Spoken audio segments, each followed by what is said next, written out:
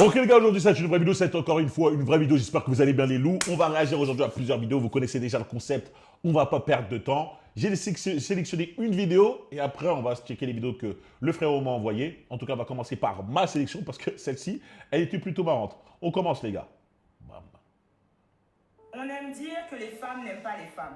Mais si c'était faux, ou pire, et si on nous avait appris à ne pas nous aimer? Brigitte Bardot contre Marilyn Monroe. J'espère qu'elle va pas dire que ce sont les hommes qui leur ont appris à pas s'aimer entre elles parce que quand même le patriarcat il a bon dos.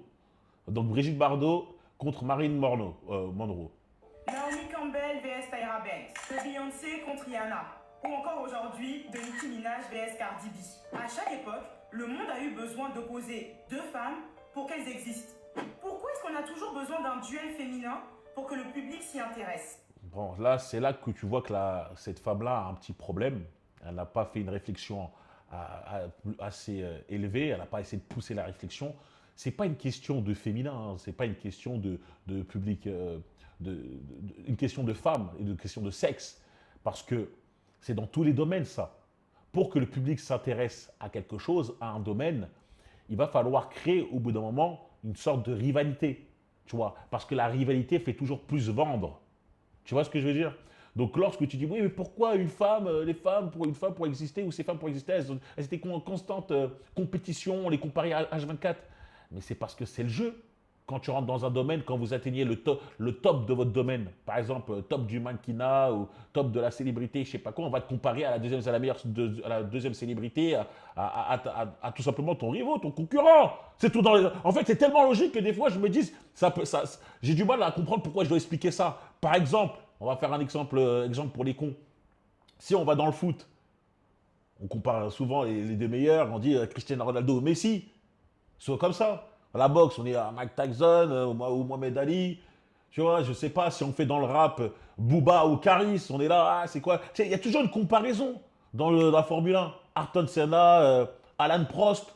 Tu vois, c'est toujours on est là, même dans les animes. Goku Vegeta. Tu vois, c'est toujours comme ça. Il y a une rivalité. La rivalité fait vendre. À ton avis, pourquoi dans des histoires, il y a toujours un protagoniste avec son antagoniste en face? C'est comme ça. Et donc, quelque part, on essaye de faire ça, même dans les domaines du mannequinat, etc., dans les domaines féminins, parce que ça fait toujours vendre. Ah, moi, je suis team Rihanna. Ah ouais, toi, t'es pas team Beyoncé.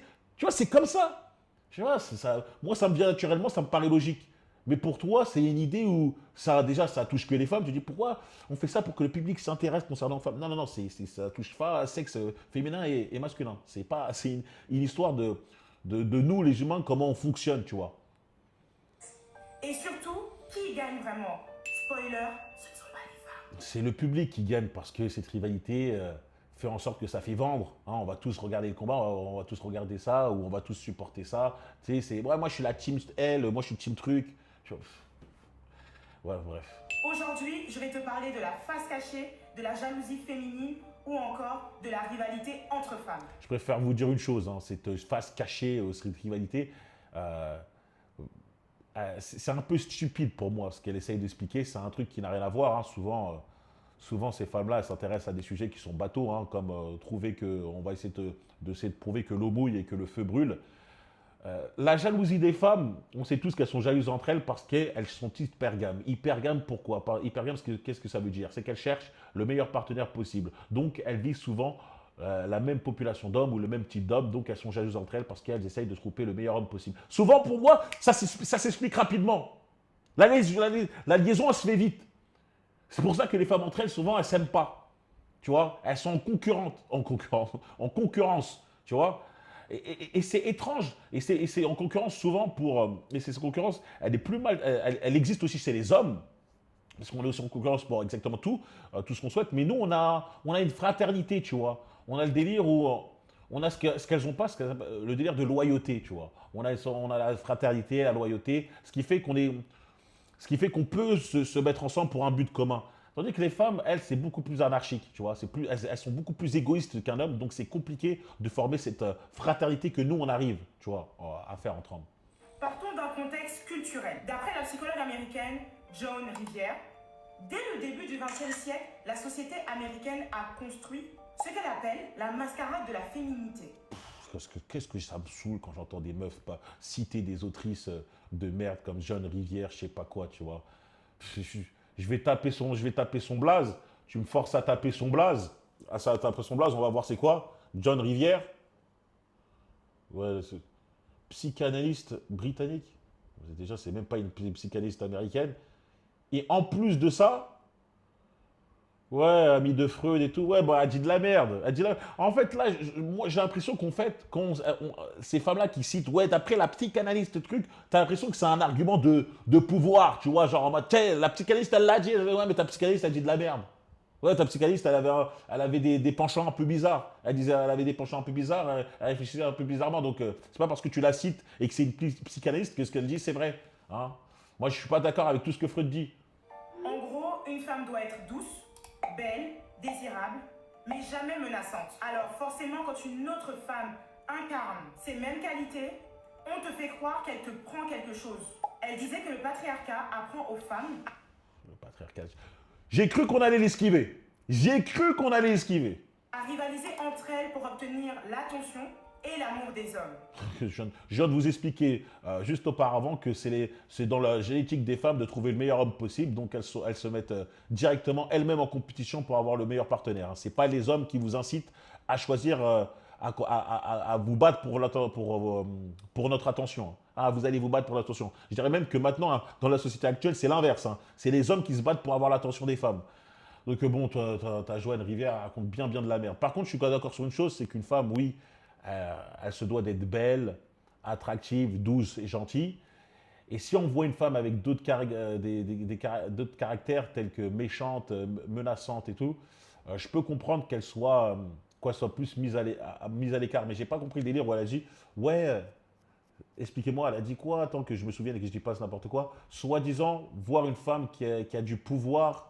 Ah voilà, voir une femme qui aurait du pouvoir, vu que ça correspond à la définition d'une femme de base qui est douce, gentille, ça nous fait mal, donc on va commencer à la haïr, cette femme qui a du pouvoir.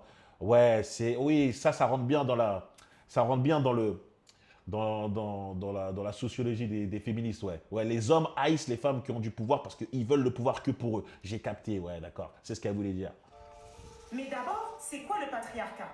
Le patriarcat, c'est ce système politique, social. Qui t'a permis de parler aujourd'hui, permis d'enregistrer ta vidéo, qui t'a permis d'avoir Internet, qui t'a permis d'avoir tout ça. Ouais, c'est le système politique qui t'a permis de survivre, qui a permis à la race humaine de survivre.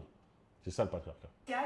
Économique, où le pouvoir, les ressources et la reconnaissance passent par des hommes. Bah oui, parce qu'une fois qu'on a bien donné le pouvoir, la reconnaissance et même le pouvoir économique, l'argent aux femmes, bah il disparaît. Bizarrement, au bout de 5 ans, il n'y a plus rien. C'est l'anarchie partout. Donc on a décidé de garder ça pour les hommes. Dans ce système, on ne t'apprend pas à t'accomplir pour toi-même. On apprend aux femmes à plaire.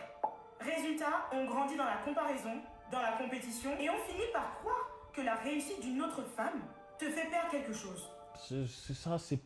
Non, c'est faux. C'est faux parce que je veux dire on est tous dans la comparaison, tu vois. Hein, nous les hommes, à deux doigts de dire que nous les hommes, quand on est dans la société, entre le patriarcat, on nous donne des points en plus sur les DST, tu vois. Sur les DST, on nous donne des points en plus. Vu que tu as un bonhomme, tu vois, je vais te donner 5 points en plus. Vu que c'est une meuf, on va lui mettre un moins 5 directement, tu vois. Non, c'est arrêtez, tu vois. La comparaison, on l'a subi tous. Je vous ai dit, Messi, Ronaldo, Bouba, Caris, etc., tu vois. Il y aura de la comparaison dès que l'instant où vous êtes dans le top, dans les meilleurs domaines, tu vois. Dans le top de votre domaine, il y aura une comparaison. Jeff Bezos, Elon Musk.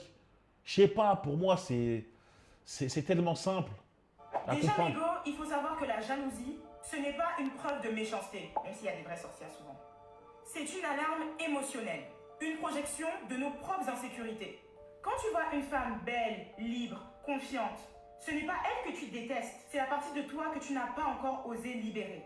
La psychologue Brené Brown. Ah là là, je vais taper ce nom, oui, évidemment que je vais taper ce nom de Brené Brown. Évidemment que je vais le retaper. Excusez-moi les frérots. Excusez-moi, je vais laisser le truc là. Évidemment que je vais le taper, ce Brené Brown. Qu'est-ce que c'est? Mais non, mais oui, on va voir ça après, sinon ça va durer trop Dit que longtemps. la comparaison est la mort de la joie. Et c'est exactement ce qui se passe. Parce qu'à force de se comparer, on oublie que la lumière n'est pas limitée. Ce n'est pas une course, c'est un chemin collectif.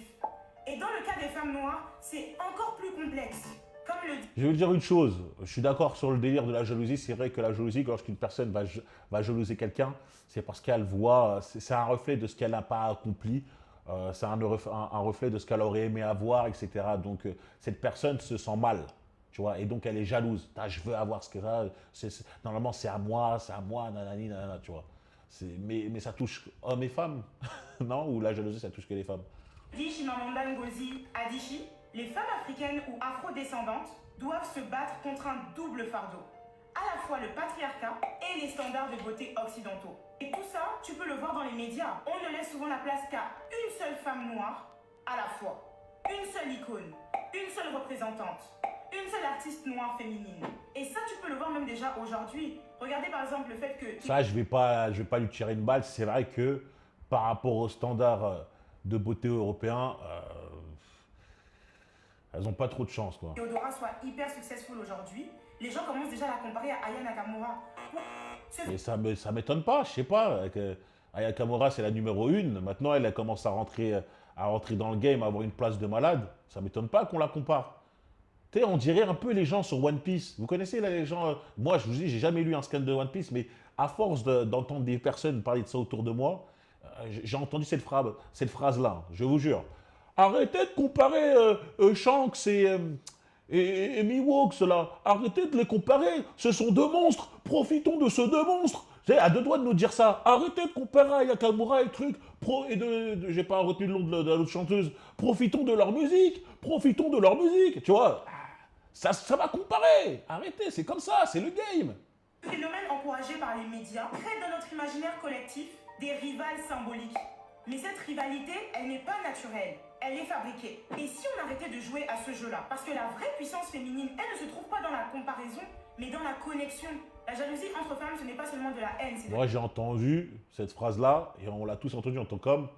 Je préfère être ami avec des hommes parce qu'avec les filles, il y a trop de vices. Avec les femmes, il y a trop de vices. J'ai entendu cette phrase. Une femme qui s'aime, ce J'ai n'est jamais entendu un homme dire je préfère être ami qu'avec des femmes parce qu'il y a trop de vices entre hommes. pas une rivale, c'est une alliée.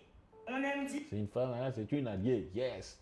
Bah écoute, hein, cette vidéo, elle me fait assez rire. Il y a deux, trois trucs qui peuvent être, où je suis d'accord, mais c'est dans le sens où c'est une définition, quoi. La jalousie, c'est le fait qu'une personne voit un manque qu'elle a à travers toi, et voilà, le démon et tout. Tu vois, mais la grande majorité de ce que tu dis, ça s'applique aux hommes, donc ton discours vaut absolument que dalle. Enfin bref. On se fait une petite dernière vidéo ou pas? Allez, une petite dernière. Un mystery là, c'est quoi ça là?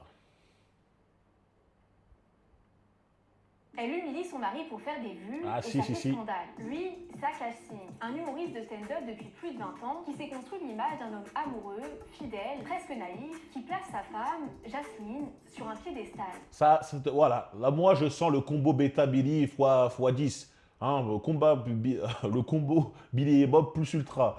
Ma femme est au centre de ma vie, je suis fidèle, amoureux, c'est la meilleure au monde, etc.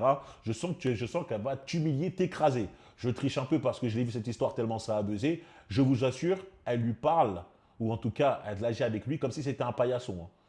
Il répète partout qu'elle est la femme de sa vie et il va même jusqu'à dire qu'ils sont connectés parce qu'elle était vierge quand ils se sont rencontrés. Ça, c'est assez marrant. Hein. Elle a dit qu'il était là sur un plateau avec des gars dans un podcast en train de dire tu sais, moi j'étais vierge, à 30 ans je l'étais, tu vois, et je me suis dit que ça va être compliqué lorsque je vais rencontrer une femme parce que voilà, quand tu es un homme, tu as 30 ans, tu n'as jamais eu de relation et tout, à cet âge-là, certaines femmes peuvent te trouver étrange, bizarre. Et il était trop heureux justement d'avoir rencontré sa femme-là, cette femme-là, parce qu'elle lui a dit comme quoi qu'elle était aussi vierge, à ce qui paraît. À ce qui paraît. Plot twist, spoiler, à la fin dans son podcast, la meuf, elle disait comme quoi quand elle était à l'université, elle enchaînait les mecs. Elle profitait de sa vie de célibataire au max. Jusqu'à maintenant, moi, je me pose la question de comment ça se fait que la première fois du gars, lors de la première fois, le mec ne s'est pas rendu compte que c'était déjà ouvert, tu vois. Sauf qu'en 2024, tout s'écroule. Sa femme lance son propre podcast où elle démonte une à une toutes les histoires racontées par son mari. Elle raconte avoir vécu sa meilleure vie lorsqu'elle avait plusieurs relations en parallèle. J'aurais dû laisser, c'est exactement ça, tu vois. Elle raconte qu'elle a vécu sa meilleure vie, tu sais, alors qu'elle était censée être vierge. Hein. Son mari la croyait voir. C'est-à-dire son mari l'a appris en même temps que tout le monde dans le podcast. Tu sais, il a dit ah ouais, mais je croyais que toi aussi t'avais rien fait.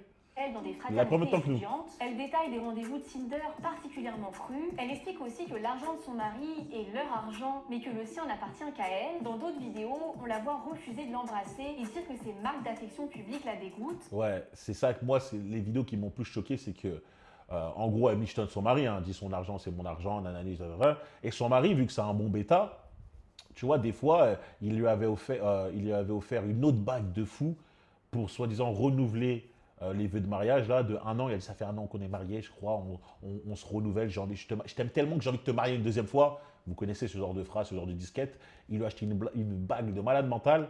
Il a voulu l'embrasser. Elle lui a tendu sa joue. Elle lui a tendu sa joue. Il a voulu essayer de l'embrasser. Elle lui a tendu son front. Et c'était une folie, tu vois. Il vient de t'offrir une bague, il s'est mis à genoux. Il est là, il y a tout le monde, il y a sa famille devant et tout. Accepte le bisou, tu vois. Mais même ça, elle ne pouvait pas. Donc,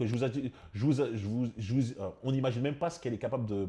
À quel point ça doit être pitoyable dans leur intimité, hein, quand il n'y a pas de caméra et tout. Parce que là, on voit les caméras, elle esquive et tout. Vous allez dire, non, mais quand il n'y a pas de caméra, elle esquive pas. Je te jure que quand il n'y a pas de caméra, il ne la touche pas. Hein. Elle compare son odeur à celle d'un SDF dans le métro et Non, mais c'est mignon, un SDF.